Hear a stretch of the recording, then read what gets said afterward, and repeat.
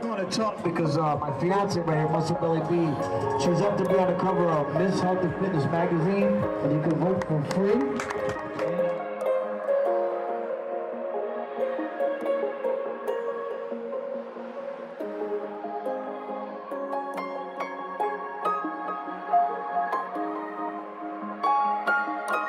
Congratulations, Joe Elijah Jack, for winning the wheels for the 2023 Brokey's Meet at Stafford Motor Speedway, sponsored by Carbon Kings Performance. Thank you so much. We love you.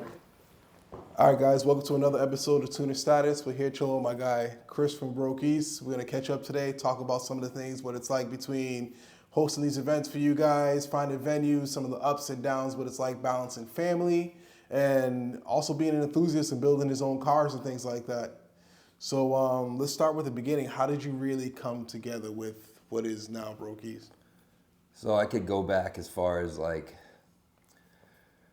I don't know how far I want to go back, but I'll get right to the nitty gritty of it. Right. So I love Hondas. I'm a Honda guy, like full through. I own 5 Hondas at my house. Yeah. Family vehicles, race cars, you name it. Future builds. So I used to go to Honda Day a lot. Now they call it H Day. Yeah. So because they got sued by Honda or however they had to change their name. So I used to go to all these events. Yeah. And I was driving one day to Honda Day, and I drive by myself. I'm like a solo rider. I don't really hang out with a crew. It's just me. Okay. What did you have at the time? So I had my Honda S2000, my yellow one, the one that most people know me about, my wide body supercharged S2000. So, but it wasn't supercharged back then, but we'll get into all that later. So I'm just driving on the highway, going to this event, and a bunch of cars start flying by me. Like, I don't know if anybody knows, Anthony Rivera used to have like, I think an EG green hatchback, fully built, right-hand drive. Like, he's from Rhode Island. He's one of our local New England guys. But back in the day, he's an OG. Like, built the whole car, won awards everywhere. So his car I spotted first driving by me. And then another car, he was rolling with like, and some people are gonna see this, so they're gonna be upset, but he was rolling with like 4 other cars that I thought were not tasteful at all, right? And one of those cars actually is my buddy Dan Mack. So like, I love you, Dan, but at this time, Dan was just driving, I think, like a 2-door Honda Accord. Okay. Dan's just a very like humble dude. He doesn't like fully hook up cars. He just does it like, I call it like OEM plus builds. Okay. So he just had like a nice, clean Honda Accord 2-door, but I'm extra with my build, so to me it was plain. So Anthony Rivera, Dan Mack driving by me, and they had a couple other people in their crew. And they saw my car, so they slowed down. So then Dan was on like the passenger side, the slow lane, I'm sorry. And I was I got in the fast lane because me and Anthony were kind of messing with each other on the highway, we like to do that. So Dan started taking pictures with his camera of our cars driving through, and then eventually they waved me down to the next exit and told me to pull over. And I was like, okay, I'm gonna meet these guys. Yeah. I think I was with my girl at the time too. So we meet these guys. I hung out with them at the parking lot, and then we pretty much rolled together to the event. We hung out all day. That's how I kind of got to meet Dan Mack and a couple people, industry people. Yeah. Now, I didn't know Dan Mack was Dan Mack at the time. Okay, but I knew when I saw his pictures online, I was like, "Yo, this guy's a good photographer." So when I started, as soon as I amazing photographer. He's top tier. He's one of my favorites. He is my best guy. He's my right-hand man. He always does great pictures of my car when I need it. I don't really bring the car out much, but when I do, he's the guy to take pictures of it. So when I finally connected the name and knew they had a big photography following, we just started kicking it. It was just like we meshed right away. That's what's up. And at the time, a lot of people don't know this, but I was actually working with another event organizer that year privately on the back end, and that was actually a Honda Fest. Okay. So David Medina, shout out to David Medina. What up, Dave? He's the event host. We gotta get you on here, man. It's hard to get David to come out. He doesn't get out of the house much. Man. Yo, family mode. Yeah. Family mode all the time, which I respect. Yeah, me too. I understand now. Because back then, I didn't have as many kids as I have now. Yeah. So actually, I don't think I had any at the time. Because I was still kind of in my newly relationship with my girl that I'm currently with still. So I was helping out Honda Fest. and he wanted to throw in a gig at Mohegan Sun. Okay. So I'm gonna get back to the Dan Mack story with Anthony Rivera and all them soon, how Broke started. So I helped out Honda Fest. He needed to get to Mohegan Sun. He wanted Mohegan Sun, and well, believe it or not, I worked there. So I have a lot of ins there. I've been there almost 18 years. Know all the higher ups, and so just going through me would be a very easy way to get your event hosted at the venue. So I always wanted to be involved in hosting events.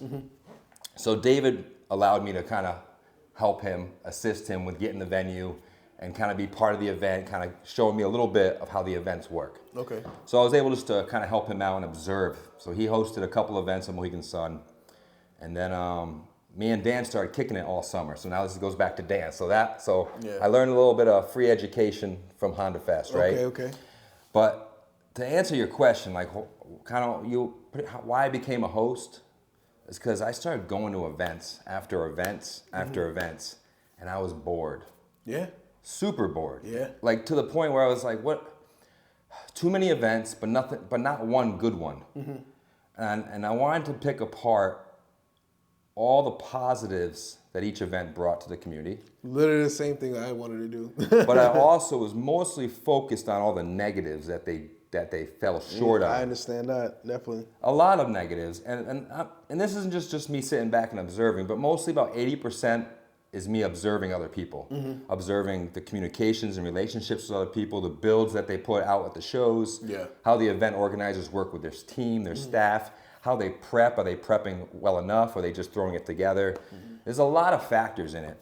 And the reason I hosted is because there wasn't anything great. So I wanted to come and bring the industry something that everybody wanted to go to. Yeah. So there's a lot of pros and cons to each event, and I'll get into that too. And I'm gonna go back about, let's see, this was back in 2014. This whole story took place, but in 2005 is when I graduated college. Okay. And I had a professor in college. It was a business management course, and we had a project to do. Well, I procrastinated the crap out of this project. On a Thursday night, it was due on a Friday morning, and the project wasn't a special event. And I put this event together in one night. Now, I don't recommend to anyone to do this in college, but I'm giving you my ugly truth right now. I put this event together in one night, the whole thing, from like the presentation I was going to present at the course the next day, from the diagrams to the graphs I had to show. We had to raise money for charity to make sure the event, it was actually a soccer tournament weekend. That was my assigned job. Okay. You got to put together a soccer tournament for a school, but you got to raise money so they can be able to feed everybody. Because it was a free event. Exactly. Nobody was getting charged to go to the soccer tournament. It was just trying to get the community to be part of it. Yeah. So I A+ that assignment. Nice. And then I told the professor I spent one night doing it, and she wasn't happy with me with that. But she goes, so if you put only your part-time effort into this, imagine if you did this full-time. So when I met David Medina on Honda Fest, and then I met Dan Mack on the highway, taking pictures of the car, and he was taking pictures rolling, like, he was so smooth, man. Yeah. I could talk about him all day. But anyways, we won't get off that topic. So learning, from what I learned in college, knowing that I had a little piece of something that I saw greatness in myself to be able to put together something that seemed so complex, but it was so simplified in my head. Yeah. And then so when I helped out Honda Fest, I was starting to get back to that 2005 year, senior year in college, where I remembered that event that I hosted. It was just on paper. It wasn't real. It was all in my head. So I was like, okay. So me and Dan Mack started chilling. I learned a lot from Honda Fest, and me and Dan just started hanging out all summer. Yeah. And I was like talking to Dan. I was like, Dan, I have this great idea. I really want to host an event. And Dan Mack threw like small meets. Okay. Like I remember this. Petco meets, I guess they called it. They always had a meet at Petco in Rhode Island. Yeah. All these Wendy's meets, like everyone has a meet. It's always a local hangout with a bunch of your buddies. We all call each other. We all just go hang out, right? But this time, I was probably like in my 29, 30 years old this time, back in 2014, and I don't hang out in parking lots. It's just not my thing. Yeah. I wanted to host an organized meet. But Dan, like a month after one of the times we hung out was like probably like, I don't know, June, July. He went out to California. Was it California? And hosted a Broke East meet. Like, this is like, out of nowhere, he just posted online, I'm going to Broke East Meet in California, I believe, and he hosted one. I was like, what was that? Yeah. Or he did one in New Jersey, I believe. He'll probably correct me on this. He'll probably want to be on the next podcast. Yeah. I got a lot of information, and I jump around a lot, so you're gonna have to stay with me. So he hosted this, and I was like, oh, what's the Broke East Meet, man? And he came back, he's like, don't worry. He's texting me, I'll tell you all about it when we get done. So, believe it or not, Broke originated from California. Oh, shit. Nobody knows that much, me and Dan do. Yeah. And he's probably airing out our dirty laundry right now. Oh, shit. But anyways. It's all right, it's all right. But I'm going to be totally honest, because that's kind of the guy I am. I'm transparent, I like to be honest with the community and let people know our true story. Yeah. So a guy named Jose owned Broke out in California. And Dan was in communication with him because Dan was like his photographer called Broke East Coast. Yeah. So Dan was like, all right, you got the Broke in California. He goes, how would I just become your photographer and try to merge your brand on the East Coast of the United States? So they had a good relationship. And then when I came up with the idea that summer after Dan came back from his Broke East Meet that he hosted, it was a small little gathering. Yeah. I don't know if it brought many people, but I just loved the logo. I loved the idea. And I was like, yo. Yeah. So I got my free education from Honda Fest, right? I got educated in college. So I was like, all right, we're on. And Honda Fest at that time wanted to kind of go and expand. And they were kind of doing their own thing. So David didn't need me anymore because the venue actually stopped using, we weren't allowed to rent the venue no more because the venue was changing. They were doing different business stuff. Okay. So and we were using their parking garage at Mohegan Sun. Parking garage was getting filled by businesses. And Mohegan Sun had different plans to bring in Barrett Jackson, so nobody could rent their parking lot no more. But that summer, me and Dan came up with a plan to throw our Broke East Meet. He's like, we'll host one again with you. He goes, do you have a venue? I go, I got the venue. We can use Mohegan Sun before they Like made everything. Yeah, it was a timing thing. So we got on the phone because Honda Fest did an event the first summer I helped them at Mohegan Sun. The second summer, I got Broke East Meet in there. Okay. And Honda Fest, but we had 2 Broke East Meets there. So we had Broke East Meet, then Honda Fest, and Broke East Meet. I was still working with Dave at the time. Yeah.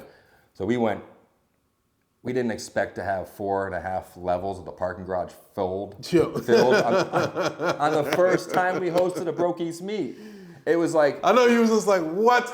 Yeah, so like me and Dan were calling each other all the time. When we first came up with the idea, we were at like Starbucks, like halfway between his house. He lives in Rhode Island, I live in Connecticut. So we were always meeting up like every day. Like it was eat, sleep, breathe, Broke East Meet. Okay. Like there was like, and I got that from obviously Eat, Sleep, Race because I went to Honda Day. So everything just started meshing. It all started making sense to me. That's when you took the experience and really just merged everything together in the melting pot. That's dope. And so I knew Dan was big in the industry as far as knowing all the car people.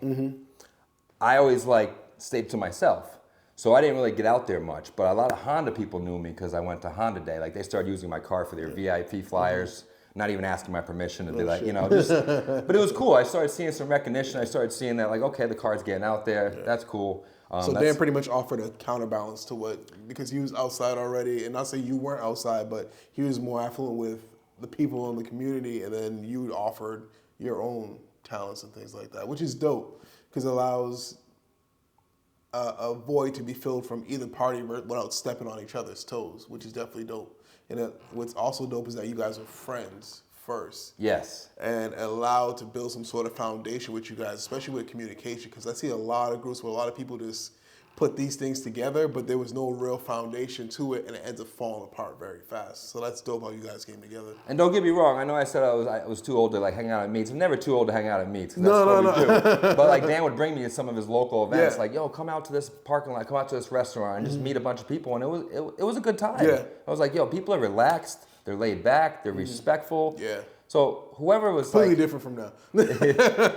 Yeah, back then it was different. We're still trying to change that and keep that same energy, same environment. So some people are trying to ruin it for the rest of us, but we're not that type of group of people. Yeah. So we came up with this idea, and I mean, like every day, Dan would be calling me. We'll be online together. He'll be at my house. I'll be at his house. We'll be at, like I said, a coffee shop with no distractions, so nobody could get in.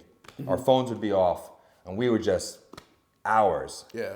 Like it'd be like midnight. It's like, yo, okay, I gotta go home. And this was like before anyone knew. Like nobody knows what we do behind the scenes. Yeah. So me and Dan it's like I said, it's almost a full-time job. and me and Dan have full-time jobs. Yeah. So this Broke Eats Meat is like, it's still a full-time job on top of our main job, but it's still kind of a part-time hobby for us. Yeah. So we wanted to come up with an event that didn't cost much to get in, that you could be at a high-end venue, have a good time with all like-minded enthusiasts, to bring the community together, like just broke. Since I was 16, all I did was spend my money on my cars.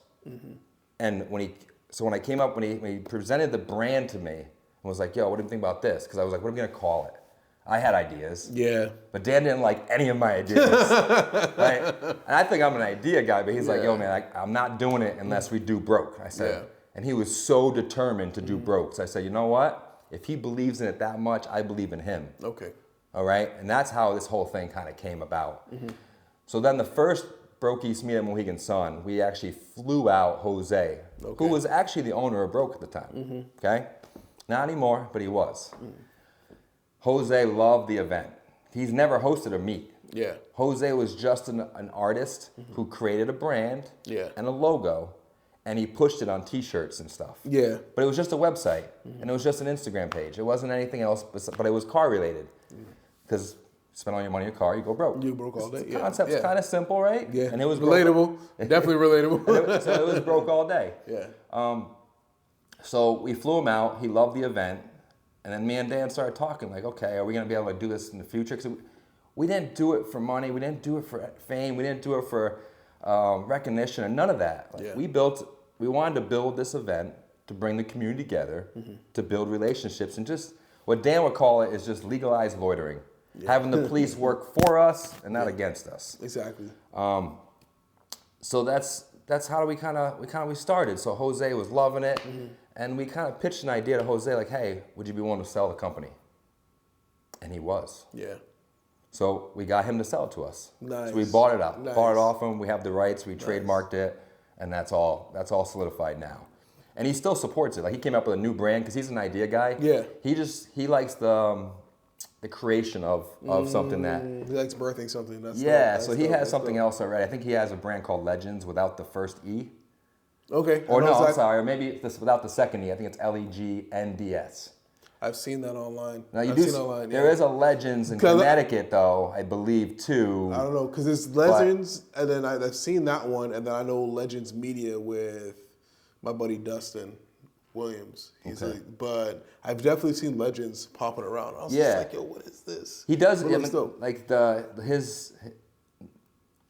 his creative side really does shine through. So he's doing his own thing. He's got another brand. He's already taken off, and he's real good dude. I brought him to the airport that weekend. Solid guy. All right. So the transaction to buy it from him was actually very, very honest and upfront. There was no issues with that. That's what's up. That's what's up. Yeah, and everything me and Dan verbally promised to each other from the beginning. Because I know sometimes people say partnerships and like business relationships can go south. Yeah. Well, I've been with Dan Mac for 9 years now. Yeah. We've been straight. I think as long as you keep a level of transparency and a level of respect, like, hey, this is a bar and we won't cross this, that goes a long way along with communication. And that allows a lot of relationships become really friendships. And I always say those real friendships end up becoming family because that person you end up speaking them to more than your significant other sometimes, and it's crazy. True. It's crazy. Oh, and now everything was like pretty. Like, there's been some verbal arguments. You gotta have those. Yeah. But at the end of the day, we know we got each other's back, so it doesn't matter. It's just viewpoints can always be different, or you know what I mean. But Dan's a very forward person too. Yeah, Dan is too. Yeah, he's very. Dan's forward. I'm stubborn, so it can be a little bit of a mesh, but. Within the past 9-10 years, I think we both have grown tremendous working together versus going the other way. Because I know a lot of people can go the other way as soon as something goes wrong. They don't want to work through it, and we've always tried to work through our issues. So it's been great. So anyways, moving forward, it's been 9 years now. I think we've hosted over 22 Broke Eats Meets in New England, one in Florida. Okay. Yeah, so as soon as we started doing the Mohegan Sun events, that was year one, so that was 2014. And then after, so It's just crazy how 2014 doesn't feel like that long ago, but it sounds like it. It's nine years ago. Yeah, man. It's crazy how quick that. I feel like after summer 16, everything was just like, and then COVID just definitely had to fast forward to now. For real. Yeah, because I don't remember 21, 22, and 23 was like we're already in December in 23. Like the season went by so fast. For me, it went by really fast. It was nuts. But I was still working. I don't know. We still hosted Broke Eats Meets through COVID, so ain't nobody else can say that. Yeah. Maybe in the whole United States. I'm gonna put that right here. Yeah. I know nobody in New England was hosting a professional event through COVID, but we did. I can tell you that story real quick if you want. Yeah. So COVID ended. Well, it never really.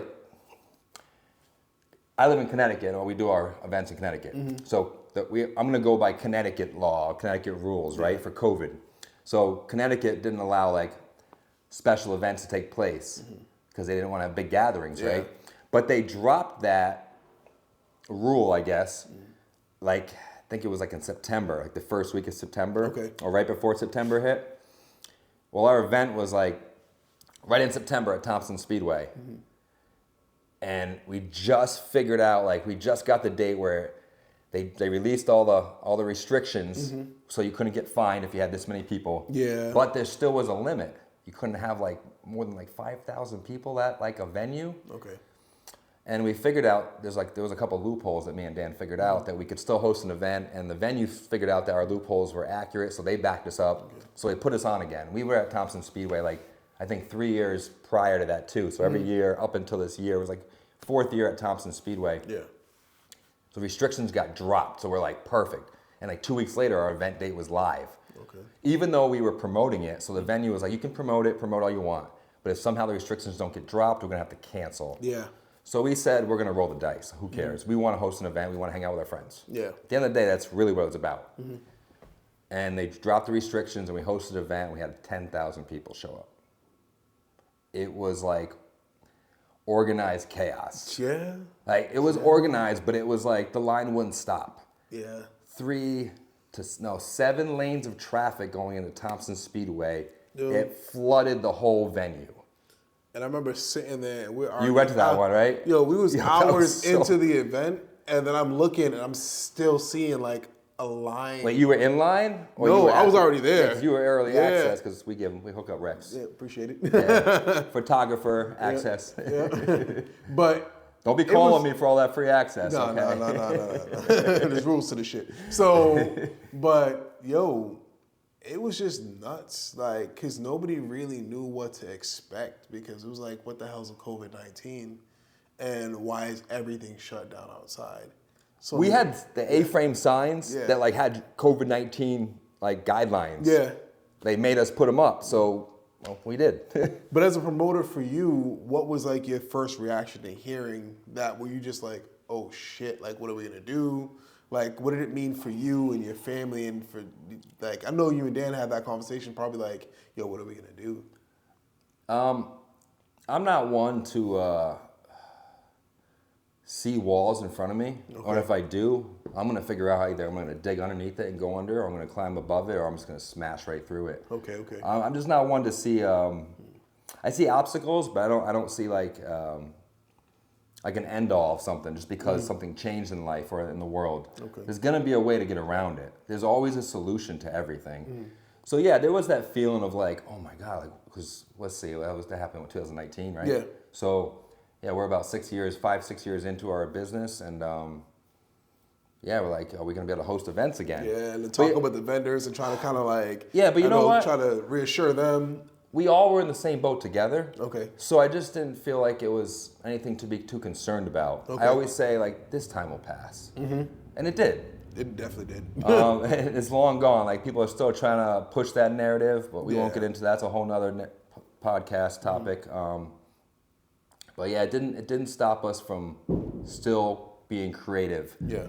Meeting together, coming up with new ways to put our logo on different items or different products or price points or different venues, or what can we do for different activities for events. So there's still that creative magic, I call it. Something that you can't just you have to just pull it out of yourself. So Dan brings a different dynamic to the table. I bring a different dynamic to the table. And together we try to figure out how it meshes and how it works for us and works for the community. Okay. And we're always thinking about the community first. We always think about us second.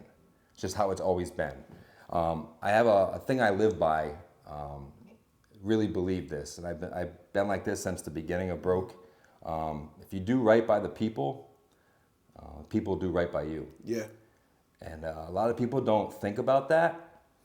You have to do right by the people. You have to put yourself in everyone else's shoes. What does the client want, the customer, the patient, the enthusiast?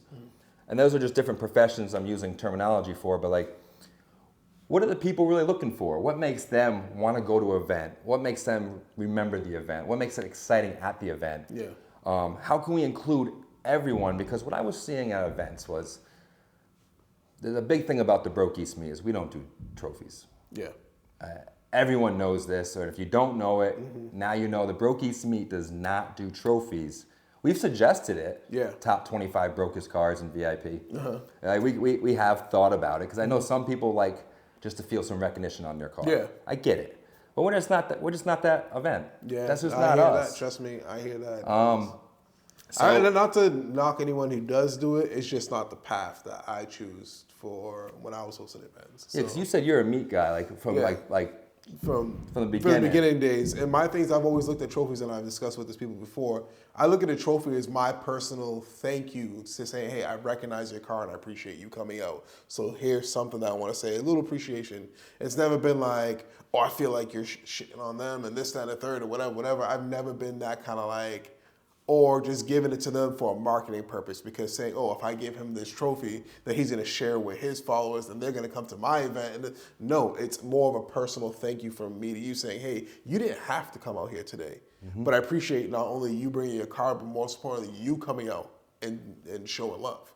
And that's how I've always viewed trophies. But I mean, everybody's different, to each their own, whatever, but I just seen the vibe completely different from when you have an event, people walking around with cars and they sit there, oh, that's a dope, like whatever, that's different. But when it's competitive and there's trophies involved, I see some people look at the same car and say, oh, well, look at this is trash, well, look at this and this and this. And I've just never really been a fan of that. Yeah, the trophy game for me is like, it's always somebody else's opinion. It's the judge's opinion. Yeah. Now, the event organizer always has a template or a guideline for all their judges to go by. Yeah. It's a criteria, so you have to meet that criteria. But if you go to like, shout out to Javier, Import Evolution, you go to his event, and he has a criteria. It's really strict because he has an indoor event. He holds everyone to an extremely high level. And I respect that, because that's the era that I was from. Yeah. You go to Hot Import Nights way back in the day, not the new Hot Import Nights, but the back in the day, the old school. And because I actually went to those events when I was younger. I won a trophy, actually. It was pretty cool. But I used to be a trophy chaser when I was younger. Yeah. We go back into that story. 2005. I went to every car show in Connecticut. I never left Connecticut. But they had this first show I went to. Back then I drove a 2001 Toyota Celica GTS, wide body supercharged. Oh, shit. Made by and built by a company called APR Performance. It was red. A lot of people, old OGs in the game, know me from that car. But I didn't build that car. I ended up buying it from a company in California. It was a magazine cover car, but I didn't build it. So I went to all these shows, and I won every show I went to. Okay. Best of show, like every event in Connecticut. Yeah. The first event I went to, they had this booth, a vendor booth. And I was like, oh, cool, let's go check out the vendor booth. And they're giving out membership cards you have to pay for to join the tournament, the Car Show Cup tournament. Yeah. And it was called Jacob Santos, was a guy that passed away.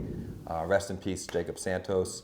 The car industry, I didn't know him personally, but I guess everyone in the industry at that time, back in 2005, knew this guy, really good builder. So they made a Jacob Santos like automotive cup, trophy cup that you could win. They had an individual trophy placement and they had team trophy placement. Okay. So every event I won like best Toyota, best interior, best engine bay, best like graphic display on my car, then best of show. And every time you placed in a category, you won so many points.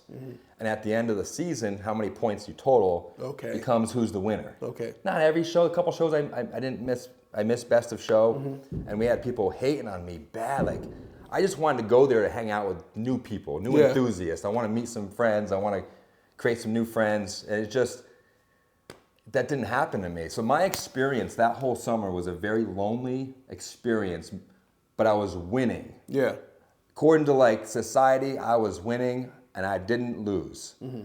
But it was like that saying, it's lonely on top. Yeah. It was lonely on top. Yeah, he was feeling that shit. Yeah, I was feeling it all the time. So I was like, man, this was not the experience I wanted. It was fun feeling. It was a false recognition of my experience. One, I'll tell you why it's false.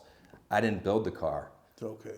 And I didn't feel like I got the respect that people didn't think I could build cars. And that was the era where they really was introducing that built not bought shit. So then I know they was probably cooking your shit. Exactly. I ended up with like 26 trophies that year, and I won the cup, and they had a whole beautiful dinner with bow ties and stuff, all dressed up. Yeah, all very formal. Got dappered down. Yeah. And I had one guy that was like, it was an interesting story, but there was one person that was like, was cool with me the whole season. Yeah. And he was like the guy I always kicked it with. And I didn't know him from nowhere until that season. And he's like, do you know that I'm the last judge at the last event? I said, no. He's like, I didn't tell you that, but a lot of people hating on you. Yeah. You know, they know you bought the car from Cali. And so we went through the whole season. He's like, and there's one guy that kept he was like the guy that was always neck and neck with me. He owned like this wide body, like Toyota Corolla, old school, but it was all made out of like steel. Okay. Well put together. Like whoever built that, mad props for that car. That's what's up. So this guy I was hanging with, he's like, yo, I'm the last main judge of the last event, and these guys are trying to rig it so you can't win. Yeah. He ended up letting me know that, he's like, I gave it to you, not because we're friends, because you didn't even know who I was. You treated me the same throughout the whole time. And because of the relationship we built, he goes, I'm going to be an honest judge. Yeah. And if you lose, you lose. But if you win honestly. So I won everything that event. And everything was said. So I have a picture of me with all these trophies. So my point of this story is I didn't get anything out of it except a bunch of trophies that I put in my basement that after years and years became dusty. Yeah. I put them underneath like my basement stairs. They became not something I wanted to show off. It just became, it wasn't, like I didn't build any relationships that much. And I had a lot of hate, and I had a nice car, and I was like, this is not why I build cars. Yeah. So I ended up selling the car to buy a house. I said, you know what, all right, let's upgrade my life. Yeah. Sold the car. Adult-like decisions. Yeah. Yeah. And then bought a house, and then eventually rented one of my spaces in my house out to my roommate. And then he had a Honda S2000 at my house, the current car I have now, the yellow one. And after a while, for a couple of years, he just stored it there. He never drove it. I was like, yo, when are you going to sell me that? He's like, it's not for sale. And then eventually got into trucks, and I had a truck that I got for cheap. Okay. Hooked it up, actually started building my own stuff. Yeah. How's it building trucks versus cars? I know it's different, but I mean... I'm an aesthetics guy. Yeah. So, like, I'm not a gearhead. Like, I am not going to tinker around with engines and stuff. Like, I'll have somebody else do that. Yeah. Now I'm shedding some real true light to everyone. But you want to make your car look amazing and handle amazing and more be like a track, like circuit track build. That's the kind of builder I am. Okay. I like the experience of actually driving the car around cornering. I don't like drag racing much. I support it. It's not me. Yeah. Circuit. So trucks, they're easy to work on. Yeah. Because so much space. Yeah. I like Japanese Honda cars. That's coming from the S2000 guy. That engine bay, when I first saw the engine bay on the S2000, I was like, yo, you can sit on it. Yeah. And literally work on whatever you want. Like, there's so much space in there. So when I first saw my first S2000, I was like, damn, you could either put a fat turbo in the front or a fat supercharger in the front. And then boom, the next show, I literally saw one in Jersey with a supercharger in the front. I was just like, Jesus Christ. You could fit a Corvette motor in that thing. There's a lot of space in it. So much room. They actually just came out with a new build, the Honda Civic Type R motor. It's a full swap by Science of Speed. Something I might be considering in the future. Stay tuned. Because the last big thing I heard was I think it was the Rywire S2000, the electric one. That was like the last big thing I heard. Yeah, but this about is like somebody dabbling with it. This one I'm talking about is probably about 6 months to a year old. Evasive Motorsports out of California. They just built their own rendering of a Honda S2000 Type R. What they think Honda should have built from the factory. Yeah. A lot of people don't know that S2000 came out 1999. It was like their 50th anniversary build, and Honda wanted to build a a naturally aspirated car that like could compete with anyone on the racetrack. And it actually held a record back then. They held it out with the most horsepower per liter. Yep, I remember that. Yep. Until all the supercars came out, or the V12s, and then eventually one of the cars beat that. I think it was like a Ferrari or McLaren.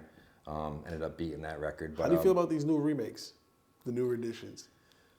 Remakes for? Like, they're going to be dropping the new RX-7 that's going to be coming out. They have the 400Z. They have the new Type R. The new Type R. Well, that came out already. Yeah, it came out. Yeah, like these, you know, I was really, really disappointed in Mitsubishi when they decided to get rid of the Eclipse line and make it into a crossover SUV now. Like, because you know, listen, and it was even before Fast and Furious dropped. When I saw that Eclipse, I was very in love with the car, and then as I grew older, I was like, damn, you're getting an all-wheel drive. The shit's terrible. Like, I was just like, what? This is a car that, like, you could really just... And then also I started seeing the DSM guys whooping ass on the streets, friggin', and then hitting the tracks and just tearing everybody up. But, you know, I just feel like certain things should be left in a certain time period, especially when you're not going to do it the right way. Yeah, like Chevy made the remakes of like the Camaro and the the Corvette's different, but there's the Camaro, and then there's it's just pretty much the Camaro. Yeah, like I'm not a fan of them, but I do understand. From a business standpoint, it works because when they came out with the new renderings, it tailors to the people of that generation that love those cars. So they're like 60, 70 years old, and they're buying them with all their Social Security checks, and it's working. So I guess I see the business side of it, but the only thing I kind of like come up with something new, fresh. The only thing I kind of like was the NSX because it reminded me of something like, hey, they took something that was older and made it look so like, hey, this is what it looks like if we added the future to it. So it completely changed the car. Big fan of the Acura or Honda NSX. In the United States, we call it Acura. But I'm a fan of the NSX. I actually almost thought about selling my S2000s just what? I thought about it. Listen, a while ago that market was kind of cheap, but then they shot right up, dude. It's crazy. And then meanwhile you see what's his face with the friggin' NSX, and he has the shit chopped in half for a trailer. I'm like, bro, I'm trying to find one. You have 1.5. And it's crazy. it's hard for me to like anything now. So I'm a little biased because I'm a Gran Turismo video game player. I just started watching that movie for the first time. Still haven't seen it. It's on Netflix. So busy. So Gran Turismo is like the game of my choice. Like I don't have any other game in my house except for Gran Turismo. Like I have like 3 different PlayStation versions of all the, and I only have Gran Turismo. So my S2000's in Gran Turismo. Like the exact build. I know some people out there think that I have a spoon build. I have spoon brakes. That's about it. There's nothing spoon about my car. It's called Powerhouse Amuse, is the company from Japan that build my car, and now they're called R1 Titan. Powerhouse Amuse is now that's not their name anymore. They just changed the name, had some issues internally with their company, with ownership rights and stuff. But in Gran Turismo, you could actually go to the dealership of the video game, go to Powerhouse Amuse, select S2000, pick whatever color you want, and that's the build that I'm building. No shit. It's the build that I have, but there's like the street version, the ones that everyone's seen at all my shows. My yellow one, that's the street build. Then there's the GT1 build. That's the race car version, meaning like the company wouldn't even allow you to buy the parts. Now they're willing to let you buy them, but it comes at a premium. It comes with a wait time. And then it comes with, you're gonna spend all this money and you have to wait 1.5 to 2 years before it gets shipped to you because they have to. It's all made to order parts. It's all dry carbon, not wet carbon. If anyone knows the difference between the process of making wet or dry carbon, it's completely different. Like Ferrari's built out of dry carbon. So just to give the viewers some understanding of what dry carbon is. So that's where I'm at right now with my build. I'm just trying to build another S2000. So all the new renderings of the new cars, I don't know, they're cool for everyone else, but they don't really tickle my fancy. I'm an OG.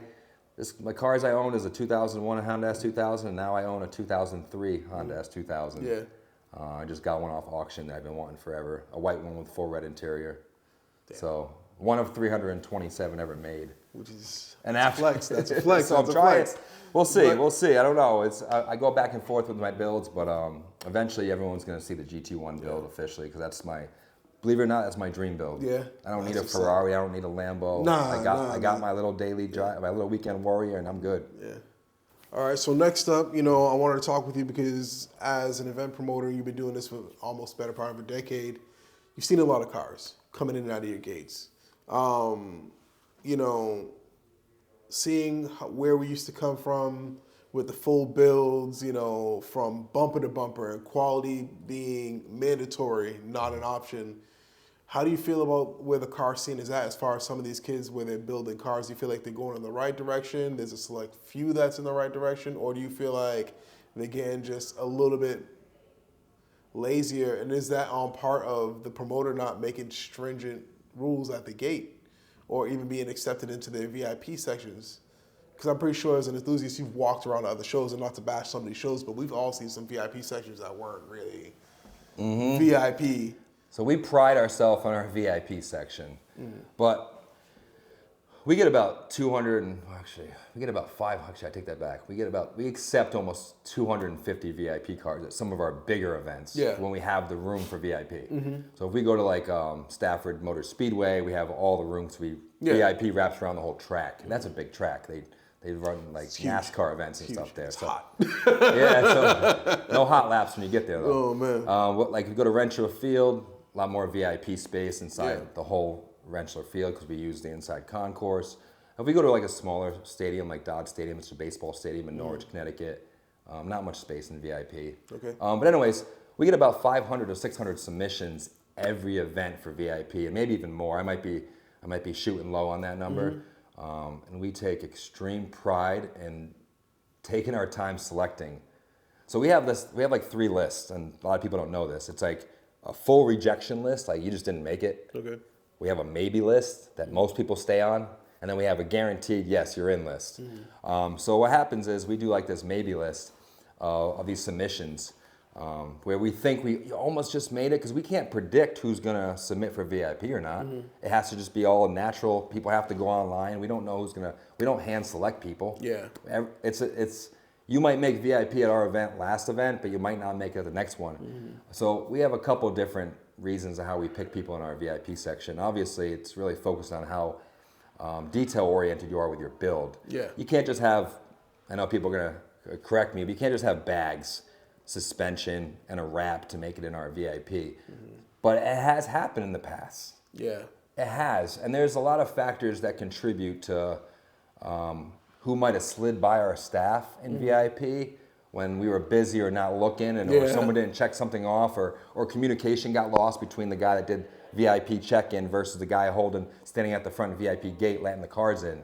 He just wants to do his job and do a good job.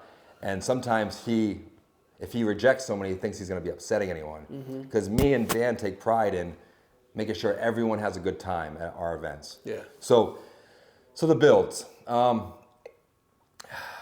I don't do any of the VIP approvals at all. All right, and I'm an aesthetics guy. Yeah. I want to do them sometimes, but I don't because Dan Mack and his VIP team take care of it all. Okay. So, and I mean like. Our VIP team can pick apart if you have reps wheels, or if you have authentic wheels, or if you're saying that you have your car is wrapped yellow, but we know last month we saw you at a local meet and it was purple. Like, so we try to stay current with what you're telling us. Yeah. As long as you're honest, your build is current and it's done, and not saying it's unfinished, it will be done. Yeah. Like, so just future mods. Future mods. Like, I could sit here all day and tell you all my future mods, but if I don't show up at my event with them, you ain't gonna believe me. Yeah. It's such a lengthy process to do VIP approvals. It is tough. Yeah.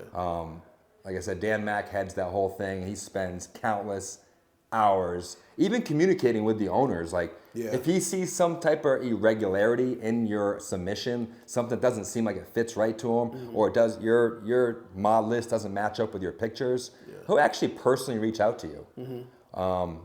Don't ever send duplicates if you submit for VIP. You won't get accepted. That's just one of our rules. You guys are getting the jewels. You better cut it out. We got a lot of people that will submit duplicates because they haven't heard back from us in time. We always submit reply emails back to everyone who submits for VIP all the way up until midnight the night before the event. Okay. So you might be on that maybe list. Okay. So just gotta have to maybe wait. Patience. There's a lot of you guys, and you guys know there's a lot of you guys, because when you get there, you see them cars still rolling off the ramp. well into the show. Like, and that's one of the dope things. Like, just seeing the amount of people that come out and support is always dope. It's always dope. But quality, how do you feel about the scene's quality right now? All right, so I'm an event host, right? I support everybody. So I'm gonna say this with a grain of salt, man, but like the quality that I expect is maybe about 10% of the industry right now. Okay. But I'm a little biased because I have a certain style that I like. Yeah, but everybody's right. You know? Everyone has their own style. So if you don't like my race car style and you like bags and wheels, or you like lifted trucks, or you like motorcycles, or you like the old Cadillacs with the hydraulics. That's one thing I want to see more at the events. Is definitely motorcycles. I feel like motorcycles. There's a lot, especially out here and Rhode Island. There's a lot of motorcycles out there. They're freaking nasty. It's like, a huge community. Nasty. Like do they hang out with each other though? Like honestly, yeah, because I have a bike and listen, I met some people just randomly cruising. They're just like, yo, listen, if you ride, we catch up. Like bike guys are really just like inclusionary. It's just some of them are kind of old school, just like how the old school car guys were. They're just not with the bullshit. If they're gonna come out, they want to come out and not only have a good time for themselves, but the people they're inviting as well. So there's some nice bikes out there. I'm glad you brought up the motorcycles too, because we now offer motorcycle plate frames for broke. No shit. A lot of people are offering that. So like when we say we're community driven, when people came up to my booth one time, I was like, yo, do you have a motorcycle plate frame? And I'm like, ooh, that's a good idea. Yeah. We don't want anyone to ever not have something they can't get from broke. Yeah. We want, like we said, we're community driven products, community driven enthusiasts. Okay. Our events, Broke Eats Me, it's built by the enthusiasts for the enthusiasts. That's like our slogan. Me and Dan Mack are enthusiasts all the way. We liked cars, we modified cars way before we were event hosts. And we just, like I said, we wanted a place to legalize loiter with our buddies. But so back to your question about the builds. Like I like true, authentic JDM builds. There's still a lot of people out there that have these builds. Like there's still a lot out there, and there's still some up and comers that are coming up too. I actually kind of almost want to blame like the aftermarket industry. I can't really blame the consumer or the enthusiast that builds their car. I mean, they're getting it from, they have to buy it from somewhere. Well, yeah, like so you start thinking about like just like the economy and the industry, like all these big corporations that have crappy parts that you can get for cheap. It's like going to McDonald's. You can buy cheap food, but it's not good for you. Yeah. So you can buy cheap parts. It's not good for your car, but some people don't have the access or the funds to buy expensive parts. Yeah. And some people don't have the patience to wait to save the money to buy that one set of wheels. Yeah. Or some people just have different priorities, and that's fine. So like, the aftermarket industry is really pushing replica parts hard for cheaper, and they can get them faster. And you really can blame China for that. Thanks, China. So like, because they produce everything. Alibaba, Temu, all that, right? All that shit. So and it's working. So like, a lot of the big, authentic companies, at least from my experience, I'm a Honda guy, right? Yeah. So if I had to think about the companies that I work with in Japan, I buy all my parts from these big time companies. I have to wait a year and a half to get them. You have to pay premium. They have to be made. Yeah. There's not a lot of people like me out there no more that's willing to go the extra effort. Yeah. So like the reason I really support the brand that I represent is because I truly believe that I'm the only one in my small circle of people, of my car enthusiast friends, that go for broke more than anybody else does. Yes. So like, if I get an extra 1,000 or 2,000, I don't think about where else to put it except for my car. Okay. So like, and my mom used to always yell at me, you put all your money in your car. And sometimes I would save money for months just to get the wheels I wanted that the big builders were doing. Like, because I wasn't where I'm at now always with my build, right? I always looked up to other people. And that's kind of like what I feel like I'm doing with the Broke, is I want to give back to the community, and I want people to look up to what I'm building so we can keep this industry alive, because it's kind of a dying industry. Yeah. And that's another reason why we host these events, because we want to keep everything relevant. We want the big companies that make the parts that we love to stay open. We still want the small companies too, because mostly the Brokies Meat, we really support small companies. Yeah, I was gonna get into that. Like, big time small companies. How do you choose and like how do you like decide between you and Danny, your team, as far as like working with certain vendors? Because that's a lot of thing that you'll see at some of the shows, especially out of state, where there's not too many vendors anymore, too many big name companies that's really coming out, and because people aren't really, we went through a phase where people weren't really spending the money, and even if they were spending the money, they would ask for a sponsorship. But some of these guys with the sponsorships, they got the parts and they post a couple pictures on Instagram, but at the shows they weren't standing by the car, they weren't standing by the product to explain like, hey, I have this quality wrap from 3M, I have these wheels from this company, I have this tire sponsorship, you know. So I see, and I've spoken with some of the companies where they seen the dip in the support, so they refuse to support now. So it's, how do you decide like, hey, I want to start inviting the bigger names to my events, but I also want to keep the little guy there. Like, because it's hard to keep the balance, because say if you have Joe Schmo's tire shop that's selling stuff, but then you invite in Advan to come out with, or Yokohama to come out with their full booth. How do you choose to decide who you want to support? So we knew that that's an easy, great question, but I have an answer for you right away. Is we always supported the small guy. Okay. We never wanted the big companies out. Okay. We would love it as far as an aesthetics. Yeah. Like, oh, Brokies Meat, they have all these top brands. Like Valvoline come out with their drift car, but then you have like, you know, Club Loose coming out, and it's kind of just like. Hey, I would love, and Yokohama, Toyo Tires, Bridgestone, I'm naming a bunch of tire companies like C-Bond, Carbon Fiber, whatever, whoever wants to come out. Yeah. I would love to, and I invite everyone out to the Brokies Meat. Yeah. But we're a small time company. Yeah. We don't look at us as big time. No matter how big our events get, we're never going to look at us as a big time event or a big time, like, I'm just as normal as you. Yeah. We're the same. We put on our pants the same in the morning, right? So since we were small time, we stay humble in knowing that we support small companies. Okay. I can go out. I've been offered sponsorships by big companies. I've been offered like, we can get a Pepsi sponsorship right now. Yeah. We can get like Rockstar Energy sponsorship. Okay. We can get some big time names out there that are in the industry that are just putting their money, throwing money at companies. We don't want to sell out. Yeah. We want to stay as organic. You definitely gotta stay true. Yeah, we don't want to go any. I know some people want to just get successful and they want to elevate. Yeah.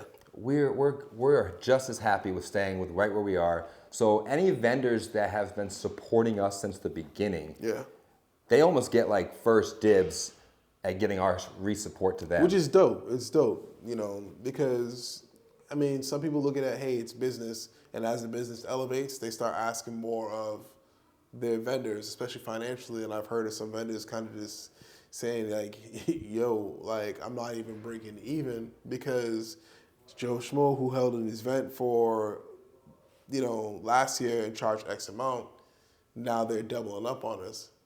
And a lot of these guys can't afford it.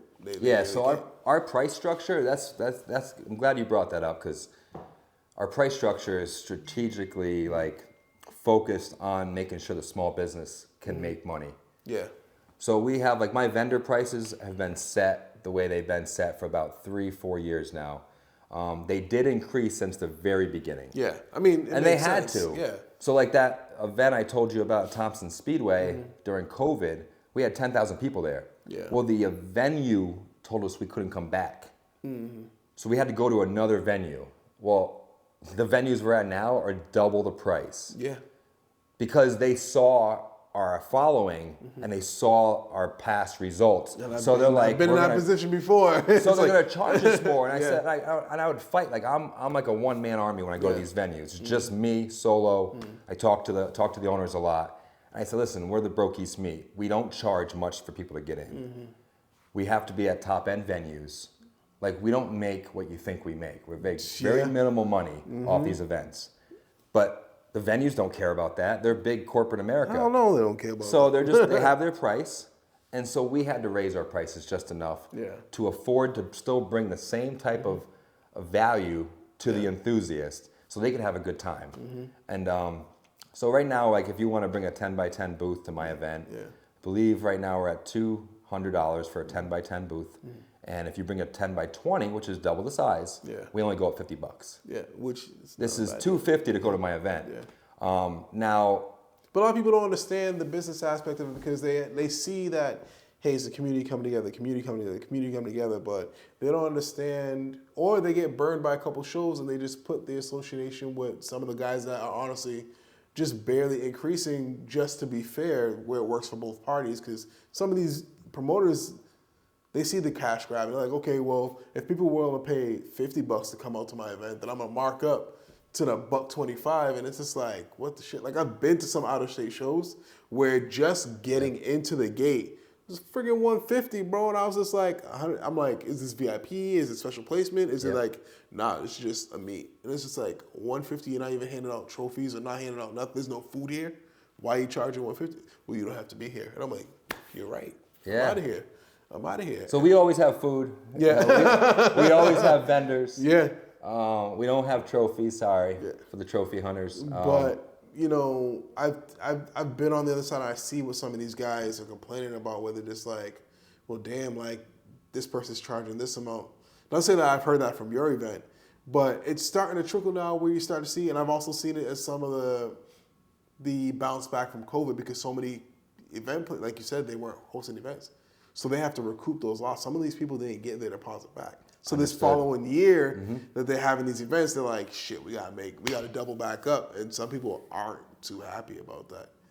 So it's like, how are you managing that transparency and that relationship with your vendors and your spectators, where they're saying like, hey, we kind of know what to expect at this point from Chris, and it's consistent. Like, how do you maintain that level of consistency with them? Well, I try to build very good one-on-one relationships with all my vendors. Yeah.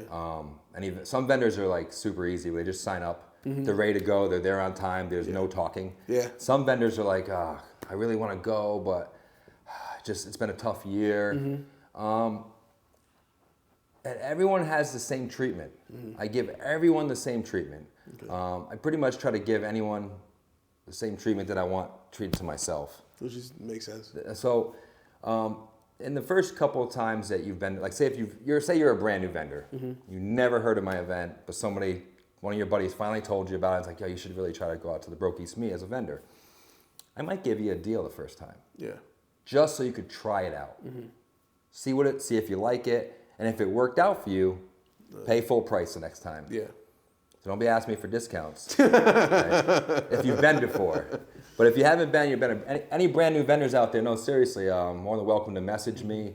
I give good rates to groups. Yeah. So if you do tuner status, right? Still doing that? Yeah. So you have a group, but you don't really sell anything, do you? No. No. So you might bring out like 20 cars, and you all want to just kick it together at the booth, but you're just kind of hanging out. So I'm not gonna charge you for your booth. Yeah. To sell nothing. Because I know it's going to be an instant loss for you. And at the end of the day, we're in this to have some fun. Yeah. But for the vendors, it's a business. This is their livelihood. Yeah. Like, for really, like, some people that come to my events, every event, I know who they are, I know all the names. This is how they eat, how they feed their family. So the biggest struggle for me is, how can I bring thousands of enthusiasts to have a good time, but still be able to make sure all the vendors are taken care of. Yeah. We can't price gouge at the door. Yeah. That's the number one thing.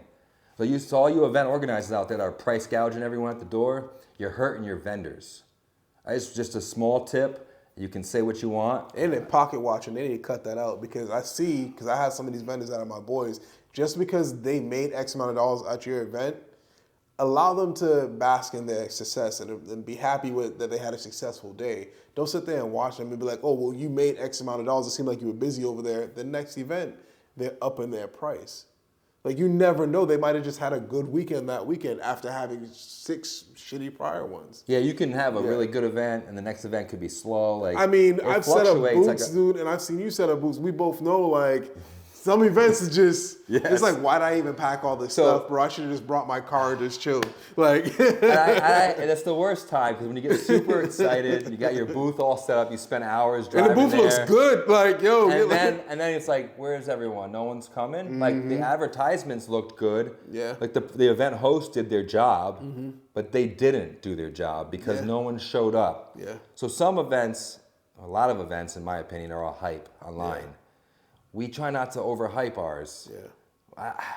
But it's also maintaining the niche because now we're in a space where literally every weekend, dude, there's like 4 or 5 shows. But you got to be able to know how to like see through what's real and what's not. Yeah. Like I've supported a lot of event hosts. I mean, I've went everywhere around New England. I've gone as far as Pennsylvania. I haven't gone past Pennsylvania because I have a family at home and I don't like to travel too much. I enjoy traveling, but they don't, so I have to stay close to home. But there is an event every week. Ever since we started, I could tell you about 4 or 5 people that started kind of gravitating towards me. Yeah. They're now like trying to host events. I support their efforts 100%, just as everyone in the community has supported mine. Yeah. But their results aren't the same. No. And I don't know I kind of know what they're missing, and you can give anyone advice all you want. Yeah. I give tons of people good advice, but most people don't take your advice. No. They don't want to listen. No. And even though I have proven results to show that my advice could get you to that next level, nobody wants to take the advice. A lot of the things that people don't do is consistency and taking action. Those 2 things have made me more successful in my endeavors and things that I'm interested in than anything. You don't have to be smart. You don't have to be gifted, talented. You just need to get up every day and stay consistent and focus on the same goal every day. Yep. And that's like what I'm saying this is, I'm saying this because the small business owner, that vendor, the person that sells I don't know, stickers and hoodies and just stuff that I sell. We sell a bunch of different products, right? If you guys ever see a broke tent at an event, you're gonna see me under it. There's nobody else underneath that tent unless it's someone of my workers or maybe I'm using the bathroom, you don't see me. Yeah. But it's me. It's 100% me at the Which booth. I can attest to. Yeah. And then there's I think only one event I had sent, like I was doing a clean culture event in New York, and we also had an import face-off event in New York as well, but 2 different sides of New York.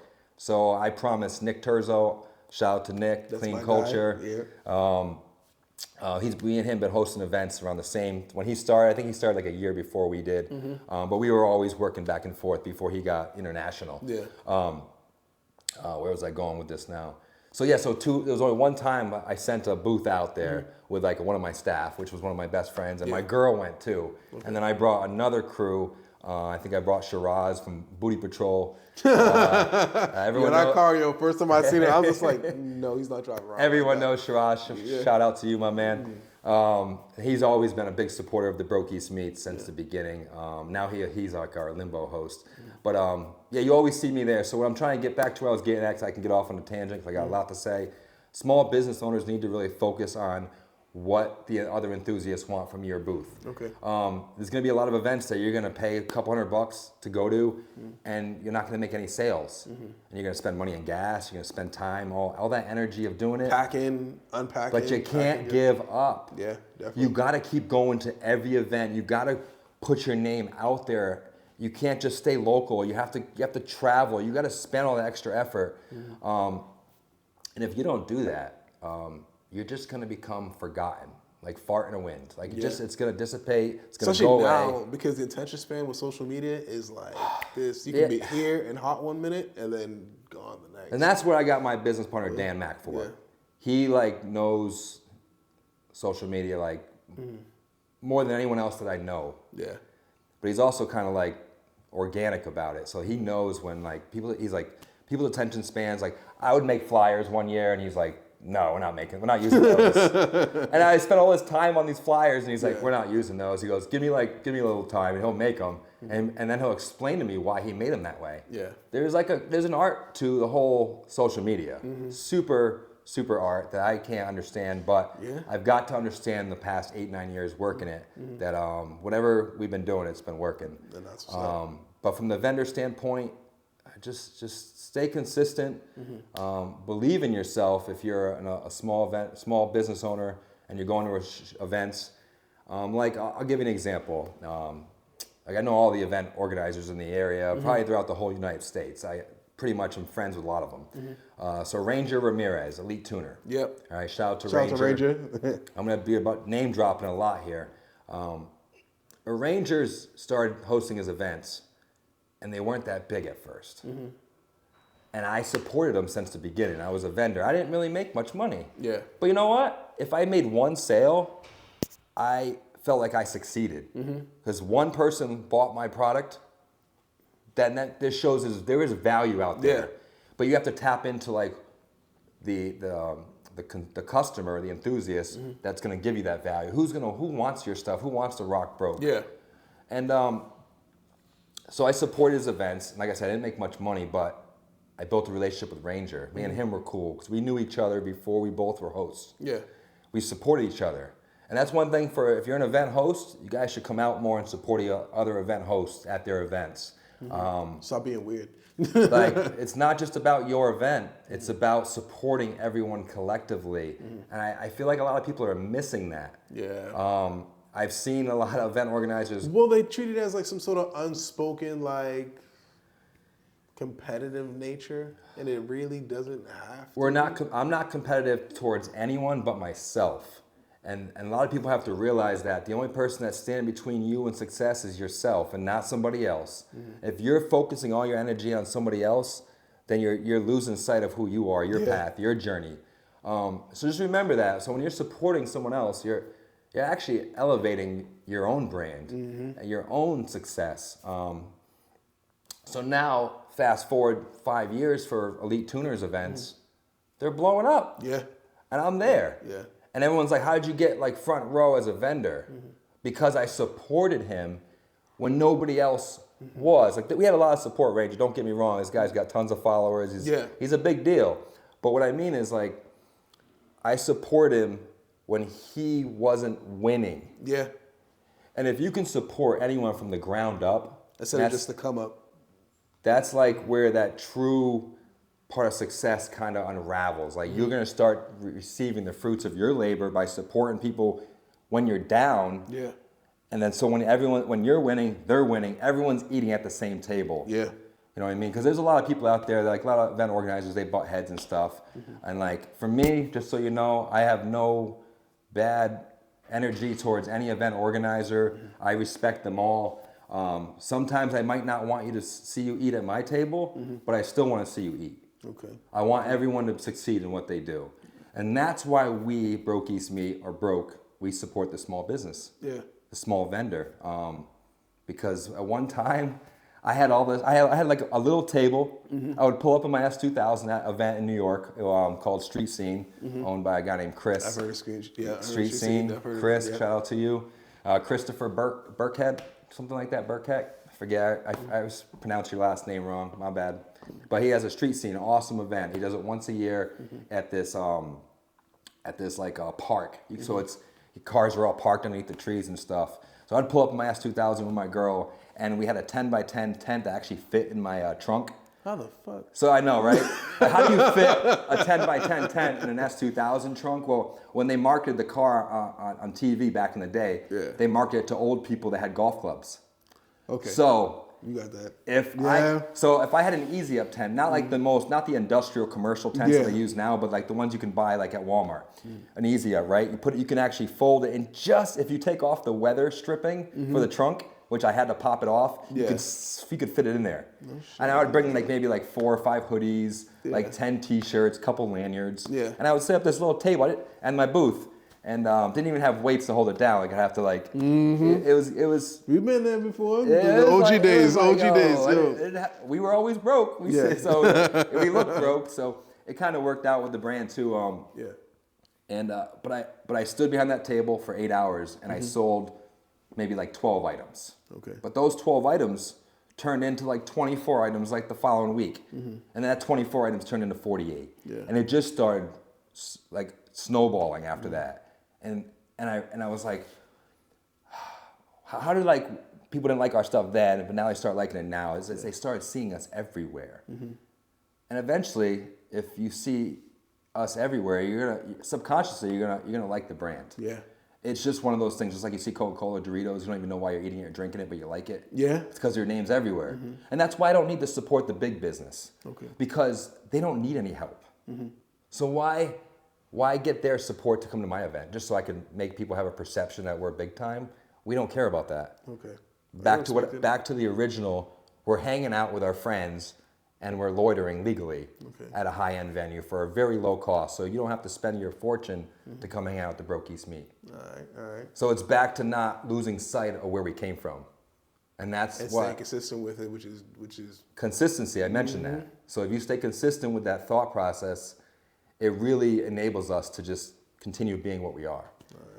passed out in this room so many times, bro. Because I like Really? I fake watch movies and I fake watch the game. I'm getting older now. I'm like, oh, put on a movie and in 2 minutes, like Gran Turismo. Yeah. I'm like, what? It's on Netflix? Yo, I put it on. Within the first 3 minutes, I was passed out. I was like, yo, what the hell's going on? But let's talk about balance. And I know we've mentioned family several points. How is it that you're able to balance everything that's going on with Broke and maintain home? Because I know as a promoter, is like for myself, you know, and I spoke with you before, like COVID definitely hit the reset button for me and allowed me to realize like, hey, I want to spend more time with my family, which is why it allowed me to switch gears. But how are you able to find that balance of saying, hey, it's always home first, but sometimes dad has to work? So about 5 years into Broke, we hosted an event in Florida. Mm-hmm. I was gung-ho about going international, or just going national, just stay. Really wanted to bring Broke down the East Coast. Okay. So some people are familiar with our Broke East Coast as a name, but we don't really promote that as a name, but that's one of our subtitle names that we have. So we hosted an event in Florida, and like I had a whole idea to hit up all the states, and then my girl was pregnant with my first kid ever, and the event took place a week before she gave birth. So that pressure. So that's pressure. So I'm down in Florida with our we flew out like 4 or 5 staff members, like our main crew, and we also developed staff members in Florida. Yeah. Shout out to our Florida staff because they're still begging us to come back, and we've only hosted one event in Florida. Yeah. But when I came back home after seeing the birth of my child, the thought of expanding wasn't really like as valuable as me because I was going to lose time away from home. Mm-hmm. So that was our only Florida event. Yeah. So to balance, well, a lot of the time building Broke is me in my office at home. Mm-hmm. From either working on the computer to working on phone calls, communicating with people through Instant Messenger, following people's posts, me posting stuff, me giving updates, or me preparing the website. Yeah. So to balance it, you got to focus on your family first. Mm-hmm.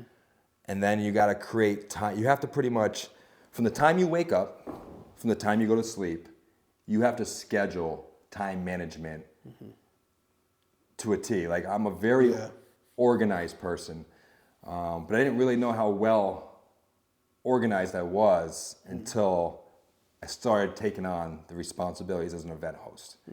So now, like I know I explained about 5 years in, I had the birth of my child, Lorenzo, and now he's 6 years old. But I realized then that it was more important to be with family than it was to make our event bigger than what it is now. Okay. I wanted it to be this huge thing. I want everyone to see it online. And I still have the piece of me that still wants that. But it was more valuable to keep the event locally. It kept it organic. Yeah. It kept it grassroots is kind of what we call it.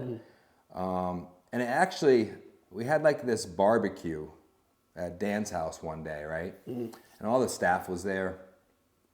And this summer, this particular barbecue summer, I think think it might have been the Florida year or that summer, that same year my son was born, and they got together and we were throwing an event every month. Like we had 2 at Foxwoods that year, we had 1 at URI, we had 1 at Dodd Stadium, and I think we had 1 at maybe Thompson Speedway. But whatever it was, we were starting to like host tons of events.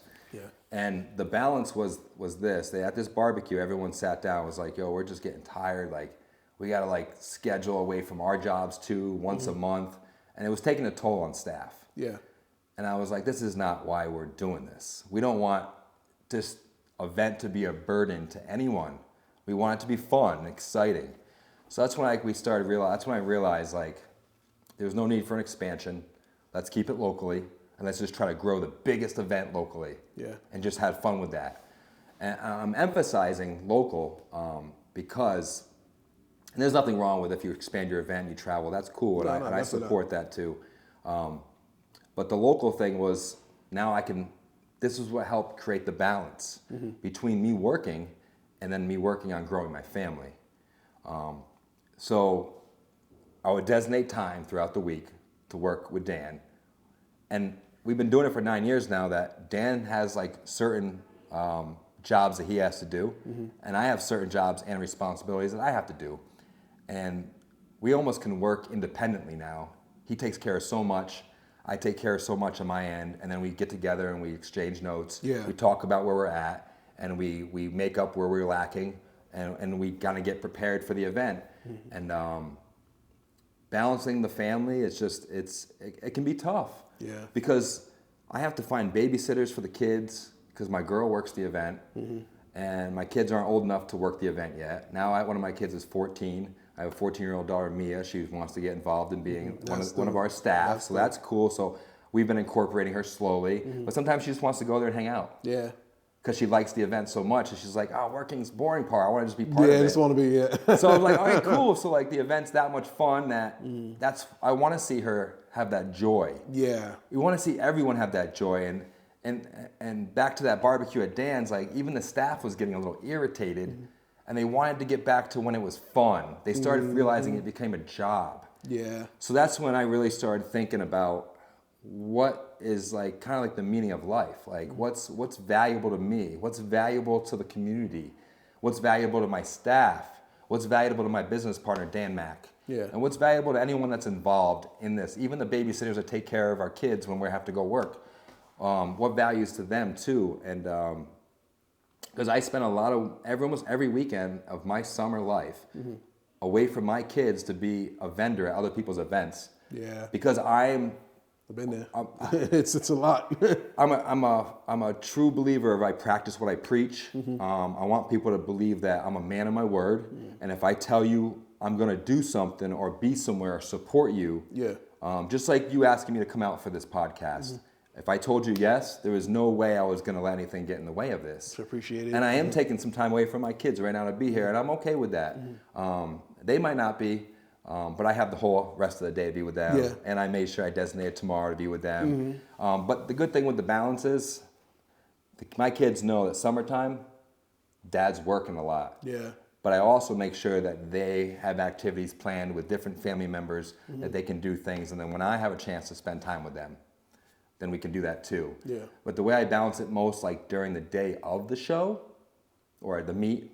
It's not a show, it's a meet. Just respect the loitering. I slipped there because there's so many shows out there. Yeah.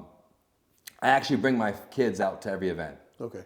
So one of the things I prided myself on when my son Lorenzo was born, because he was my firstborn, he's in every video at the Broke East meet. Since he's been born. So no matter if he was an infant, so now he's 6 years old going on 7, he's a cameo. So if you ever see any of the Broke East meets since 2000, oh my God, now I'm doing math, 2017, when he was born, he's been in every video, a cameo. If I'm holding him, or if he's walking, or if he's in his carriage, or whatever he's doing, I made sure our videographer, LaShawn Miller, shout out to LaShawn, has been doing a great job taking care of and picturing, giving a good view of what we do at our meets.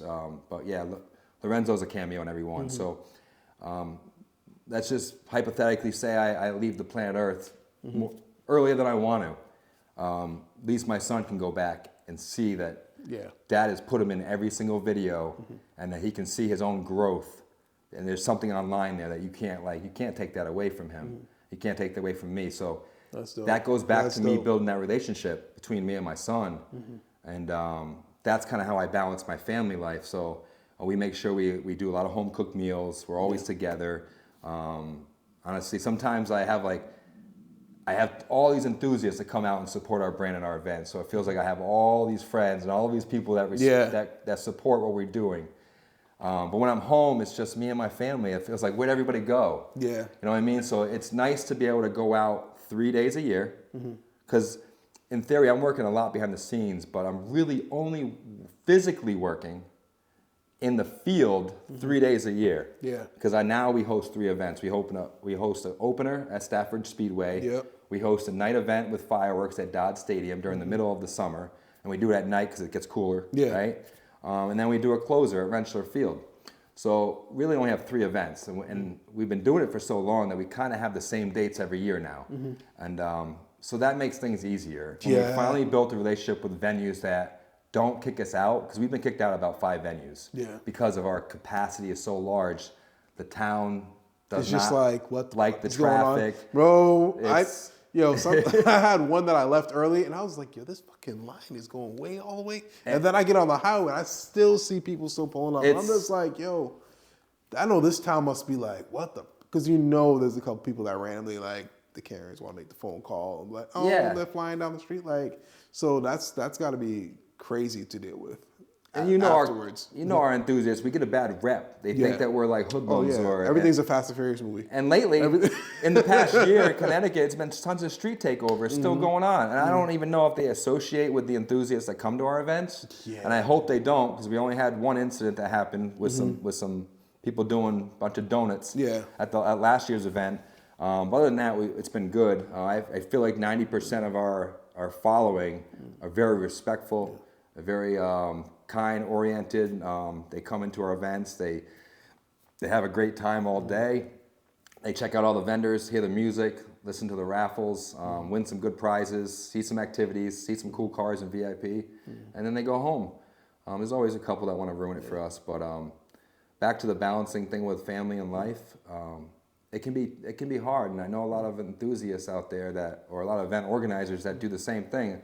Every event organizer that I know has kids. I know some are just doing it full time. That's their livelihood, and some do it part time, like I do it. So I'm still working full time to make the events happen, but to me, it's still a part time job. It's not even really a job because I love it so much that it's actually just a hobby, and I'll do it until I get sick of it. And I don't know if I ever will get sick of it. I guess the community will let me know when they're done with it. But I'm hoping that's never, because I get so much joy and happiness from these events. And now my family's involved. My kids like cars. Like I said earlier in the podcast, I bought another car. I don't need to because I can only drive one. So the second car is for my son. So that's kind of that feeling, because the green Subi, a lot of people thought that's gone. No, good. That's me and my son. So got the bronze wheels. Me and my son are building that. Okay, yeah, cool. So he wants to change green, which I'm just like, what the hell? He's like, I'm like, how old is he? He's 14 now. Oh, okay. Yeah, okay. Which is dope, because hearing you speak about your son being involved in every video, a lot of people know since the time I've started this, it's always been me and him. Every event that I go to, it's me and him. Today he's doing things with his mother today, but it's always me and him. It's always been a partnership, and because at the end of the day, my son is my best friend. He's the one who's completely honest with me, and I'm completely honest with him, and this is the level of respect and bond that can never be broken. And it's dope hearing that you have a similar experience with your son as far as the legacy. As we're wrapping up the pod, and I definitely want to thank you for, taking time away from, out of your busy schedule and your family and things like that, for coming out and hanging out with us, chopping it up. I like to end the podcast with 2 questions. First question being, as a event promoter, as we touched on earlier, we see a lot of cars, see a lot of people. What's one build over the years that has really caught your eye that you was like, damn, this is like complete? Like, have you come across that build yet? If you have, what's the car? If you know the owner. That's a very good question. I feel like I'm so focused on the organization of my events that I don't get to see many cars. I don't get to like stop and see all the different builds. Yeah. So that's a really good question. I've seen growth in so many builds right now.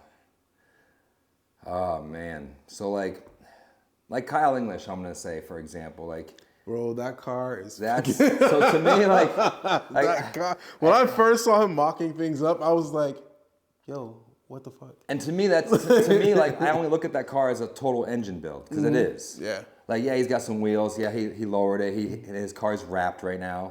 But like, it's just an all motor build. Yeah. It's not all motor. It's not NA, but like.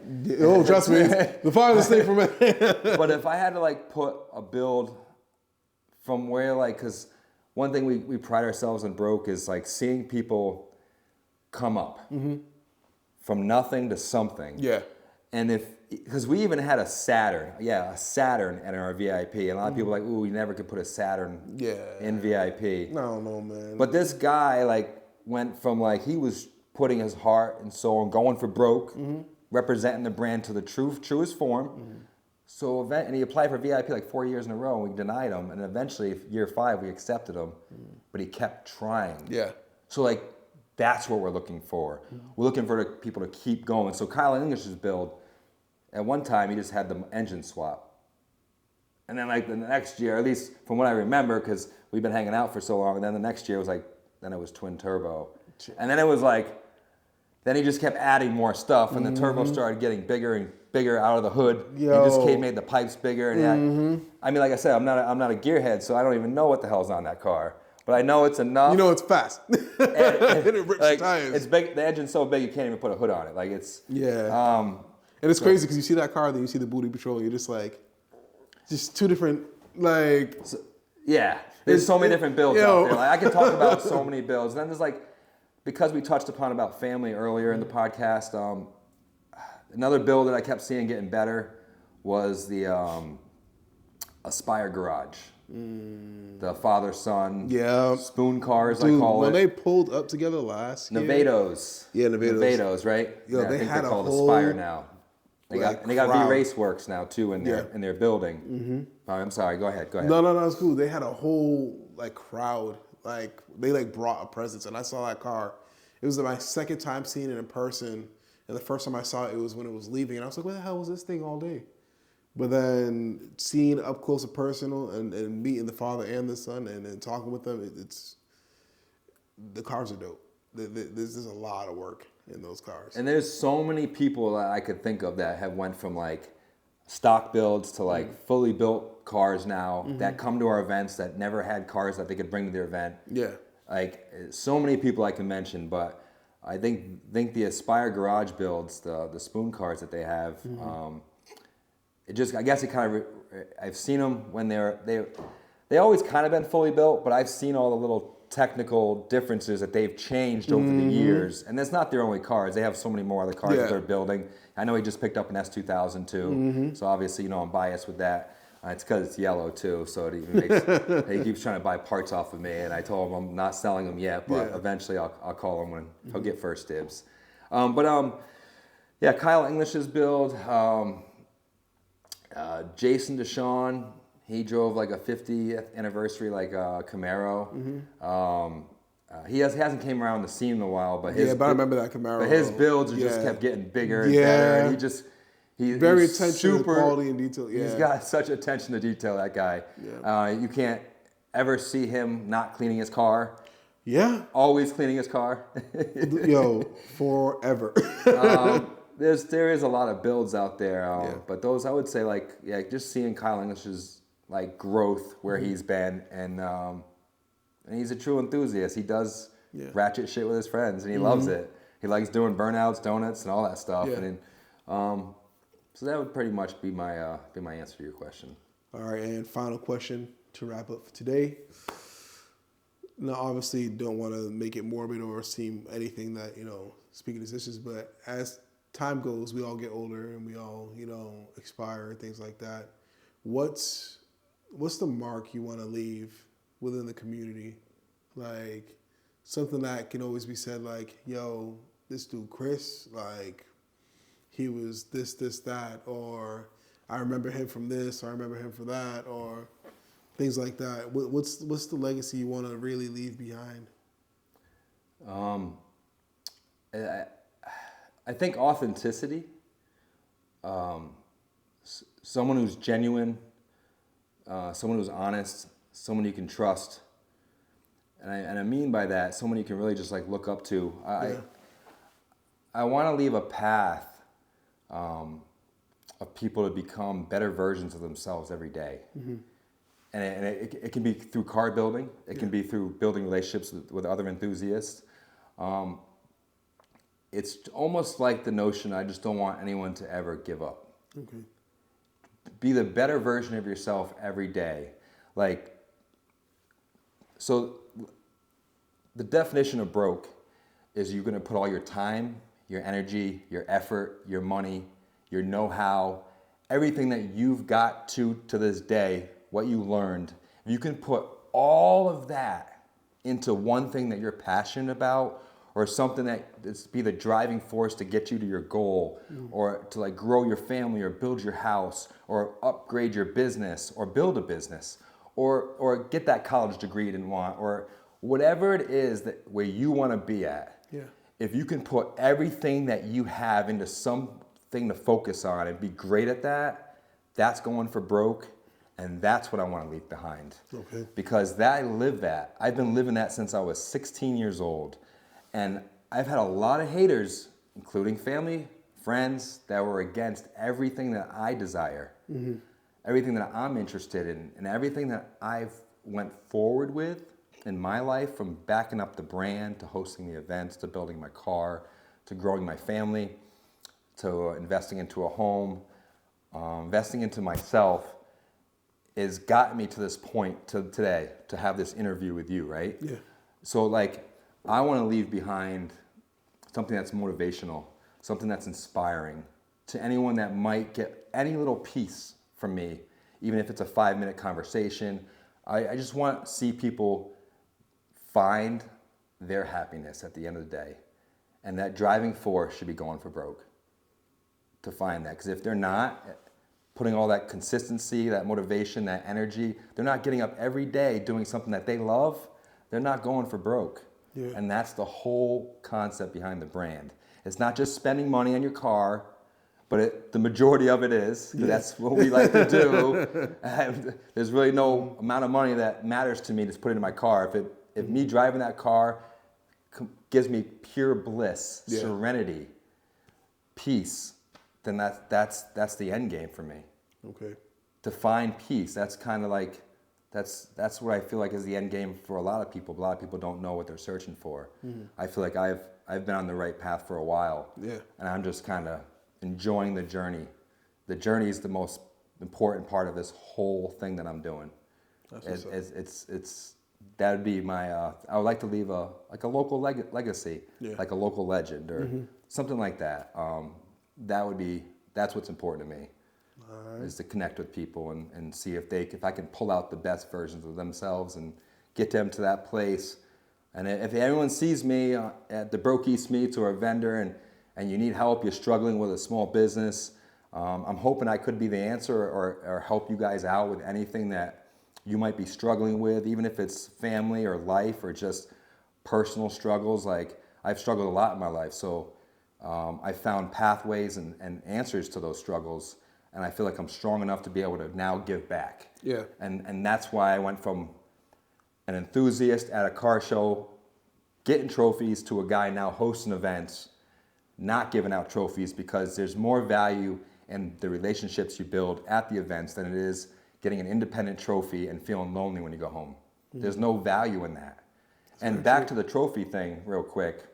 All those trophies I talked about earlier in the podcast, they're all in the trash.